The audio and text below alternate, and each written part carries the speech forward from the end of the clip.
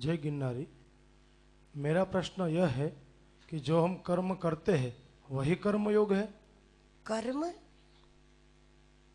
और कर्म योग, कार्य तो दोनों में ही करना होता है क्योंकि कर्म है। फिर भी बहुत बड़ा फर्क है। कर्म बांधता है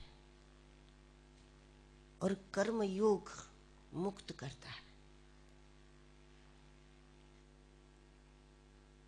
जिस चाबी से ताला बंद होता है उसी चाबी से उसको खोला जा सकता है। यही फर्क है। जब तक कर्म है तब तक बंधन है। फिर चाहे पाप कर्म करो या पुण्य कर्म करो, मोक्ष तो दो में से कोई भी कर्म नहीं देता। पुण्य कर्म है जो आगे चलकर हमको सुख देता है। अच्छा बोया है तो फसल भी अच्छी।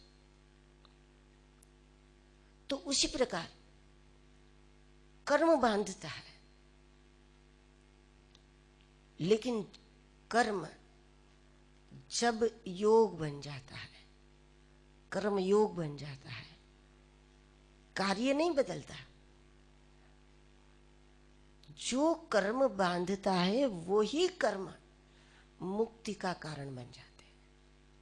उसमें कार्य नहीं बदला। घर में काम करते तो वही, खेतों में करते तो वही, जहां जो करे वो कार्य नहीं बदलेगा, वो चित्र नहीं बदलेगा। लेकिन पहले वो ही कर्म बांधता था और जब कर्म योग बन जाता है तो वो ही कर्म मुक्त करने वाला बन जाता है। वो इस तरह मुक्त करता है जब योग बनता है। तो योग यानी जो कार्य भगवान के लिए किया जाए। भगवान कृष्ण ने कहा मदर्थमपि कर्माणि, भगवान के लिए किया जाए, भगवान को प्रसन्न करने के इरादे से किया जाए, या फिर भगवान मुझे देख रहा है इस विश्वास के साथ किया जाए। योग का एक अर्थ अनुसंधान भी है। अपने आप को योग्य बनाना भी योग है। क्योंकि जब योग्यता बन जाती है तो दुर्लभ कुछ नहीं रहता। दुर्लभ तब तक होता है जब तक हमें बिना योग्यता को सब कुछ चाहिए। तो स्वयं को योग्य बनाने का प्रयास भी योग है। लेकिन योग का एक भाव अनुसंधान भी है। परमात्मा को अनुसंधान में लेकर के भगवान के साथ अपनी सुरति को जोड़ करके कि भगवान को मालूम है, वो देख रहा है, वो खुश हो रहा है, वो नाराज भी होता है, ये काम उनको अच्छा लगा, ये उनको अच्छा नहीं लगा, उसको ध्यान में रख करके।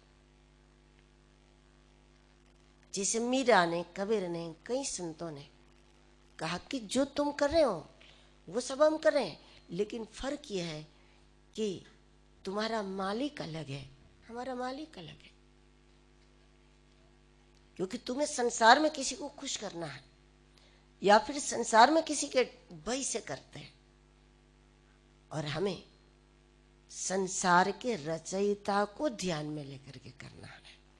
भय भी उसका, भाव भी उसमें, प्रसन्नता भी उसकी, हम उसी को लक्ष्य बना करके करते हैं। तब वो योग बन जाता है। परमात्मा को अनुसंधान में रख करके संसार में जो भी कुछ किया जाए वो कर्म योग बन जाता है। और फिर वही कर्म बांधते नहीं है, लेकिन वो मोक्षदायक बन जाता है।